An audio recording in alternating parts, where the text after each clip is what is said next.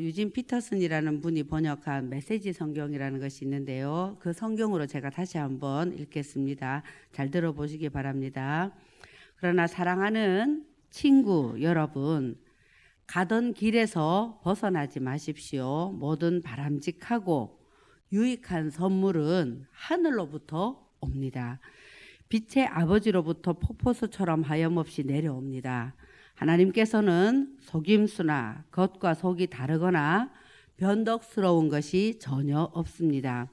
그분께서는 참된 말씀으로 우리를 소생시키시고 우리를 모든 피조물의 머리로 삼아 돋보이게 하셨습니다.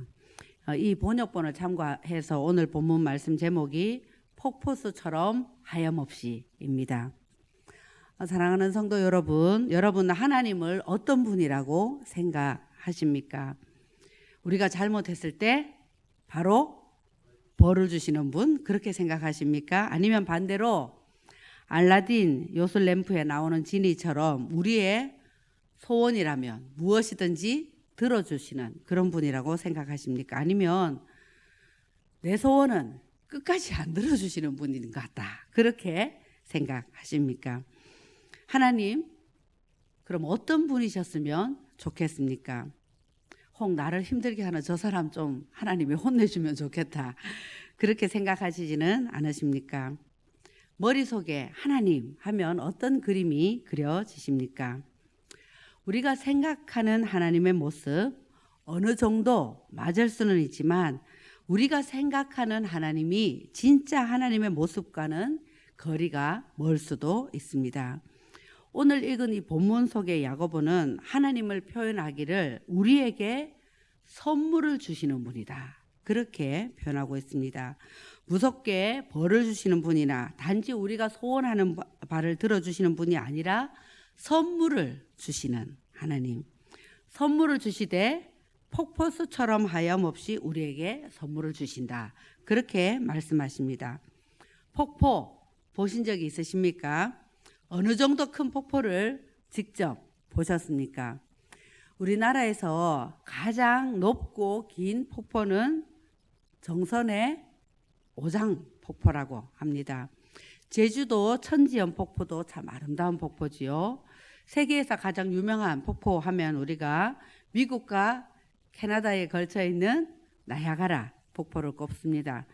1초에 떨어지는 그 물의 양이, 1초 동안 확 떨어지는 물의 양이 몇천 톤 된다고 합니다. 폭포수 끊임없이 물이 떨어지지 않습니까? 그런데 하나님께서 우리에게 주시는 선물이 그렇다 하는 것입니다. 폭포에서 물이 하염없이 떨어지듯이 우리에게 선물을 주시는 하나님, 그렇게 우리에게 주시는 분이시다. 성경은 그렇게 이야기를 하고 있습니다. 그림이 그려지십니까? 하나님은 우리에게 선물을 주고 싶으셔서 작정을 하시고 폭포처럼 하염없이 어젯밤에 내린 장마비처럼 그렇게 하염없이 우리에게 선물을 주시는 분입니다. 지금까지 받아본 선물 중에 가장 기억에 남는 선물 어떤 선물이십니까? 가장 기뻤던 선물 무엇입니까? 지금까지도 삶에 영향을 미치는 그런 선물이 있다면 어떤 것입니까? 어느 청년 프로게이머, 이렇게 게임을 해서 이렇게 e스포츠를 하죠. 그 프로게이머는 세계 1등을 해서 돈을 많이 벌어서 15평 살던 가족들에게 40평 넘는 아파트를 선물로 부모님께 사주었다고 합니다. 가족에게 정말 좋은 선물이었을 겁니다. 그런 선물 부럽다, 그죠?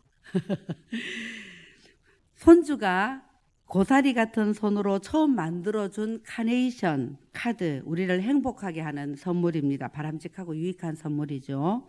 그러나 아무리 금이 좋다 하더라도 뇌물로 주는 금괴 같은 선물 어떻습니까? 아무리 돈이 좋다 하더라도 뇌물로 주는 5만 원짜리가 꽉 들어있는 사과 상자, 그런 것을 선물로 받는다면 그것은 바람직하고 유익한 선물이 되겠습니까? 그런 선물 덥석 받았다가 어려워진 분들 이야기 우리 심심찮게 듣습니다. 그런 선물 받았다가 여태껏 쌓아놨던 모든 것이 다 무너지기도 합니다. 상대방이 원하는 바를 들어주지 않으면 올무가 되는 뇌물입니다. 원하는 대로 되지 않으면 선물 받았던 그것이 독이 되어 돌아옵니다. 대가를 치르게 되죠. 감방에 가게 되기도 합니다. 사랑해서 정말 주고 싶어서 준 선물이 아니기 때문입니다. 겉과 속이 다른 선물이기 때문에 그런 선물은 받으면 안 됩니다. 그러나 하나님은 그런 분이 아니십니다. 하나님은 속임수를 쓰시는 분이 아니십니다. 하나님은 겉과 속이 다른 분이 아니십니다. 하나님은 변덕스러운 분이 전혀 아니십니다. 변함이 없으시고 회전하는 그림자도 없으신 분이 하나님이십니다. 그 하나님이 주시는 선물은 정말 사랑하셔서, 정말 잘 되기를 원해서, 정말 살리기를 원해서 값없이 그냥 주시는 선물입니다. 우리가 그 값을 치를 수가 없기 때문에 그냥 주시는 선물입니다. 하나님은 우리를 너무 사랑하셔서 그 선물을 주기로 작정하시고 온갖 좋은 은사와 온전한 선물 주기 원하신다 성경은 알려주고 있습니다. 우리에게 꼭 필요한 바람직하고 유익한 선물입니다. 바람직하고 유익한 선물 우리에게 폭포수처럼 하염없이 우리에게 주시는 분이 하나님이십니다. 그런 선물 위로부터 빛의 아버지이신 하나님으로부터 내려옵니다. 그런 선물 주실 수 있는 분은 하나님밖에 없습니다. 하나님은 그런 선물을 주시는 분이시고 그런 선물을 주실 수 있는 유일한 분이 하나님이십니다.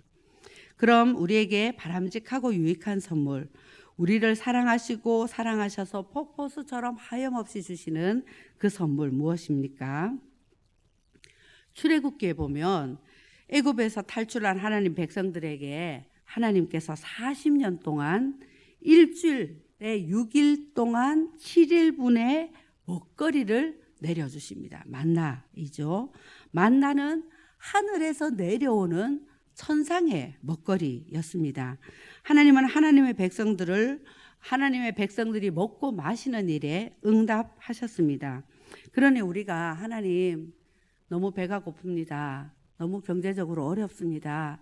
일용할 양식을 주세요. 기도해야 합니다. 우리가 먹거리에 너무 욕심을 내서는 안 되지만 하나님은 우리에게 일용할 양식을 주시기 원하시는 분이십니다. 근데 일용할 양식을 주시는 그 하나님께서는 더 좋은 것도 우리에게 주고 싶어 하십니다. 예전에는 하나님께 예배 드릴 때 이렇게 예배당이 없었습니다. 다윗의 아들 솔로몬 왕이 처음으로 이렇게 하나님께 예배당을 건축을 하죠. 솔로몬 성전이 지어졌을 때 이런 일이 일어납니다. 솔로몬이 하나님 성전 건축하는 일을 마치고 하나님의 언약궤를 성전에 메어 올라가서 그곳에서 감사 찬송을 하고 예배를 드립니다. 하나님은 선한 분이십니다. 그 자비하심이 영원히 있습니다. 그렇게 찬양했을 때 성경을 보면 그 성전에 구름이 가득 찹니다. 제사장들이 그 구름으로 말미암아 능히 서서 섬기지 못하였는데 이는 하나님의 영광이 그 성전에 가득했기 때문이다. 그렇게 알려주고 있습니다.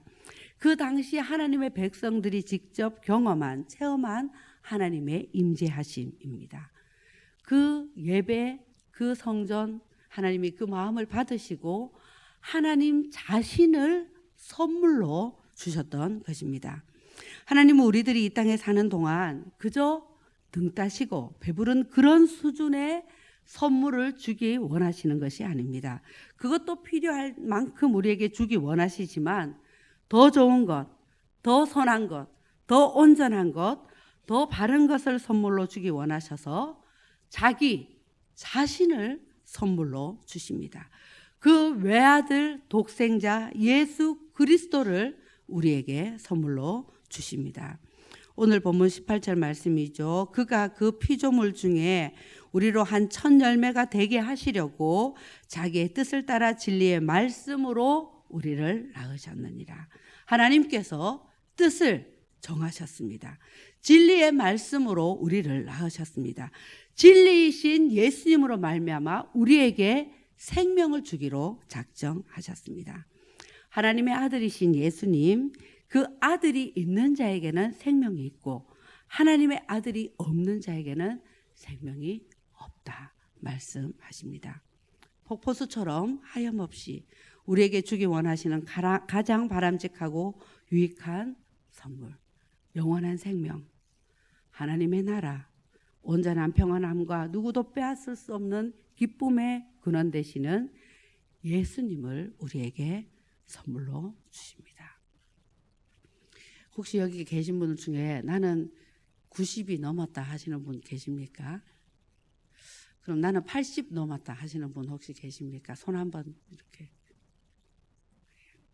혹시 어머님 잠깐만 앞으로 이렇게 나오실래요? 잠깐만 앞으로 이렇게. 금방 손 들으신 어머니.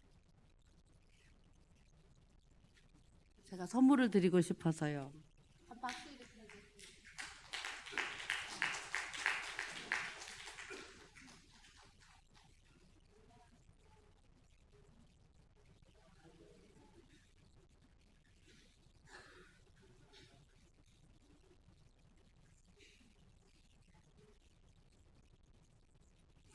선물 받으면 내 것이 되는 것입니다.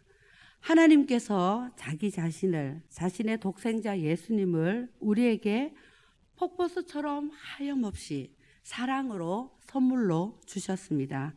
예 예수님, 제 마음의 주인으로 오세요 하고 그 선물을 받으면 이 바람직하고 유익한 선물이 나의 것이 되는 것입니다.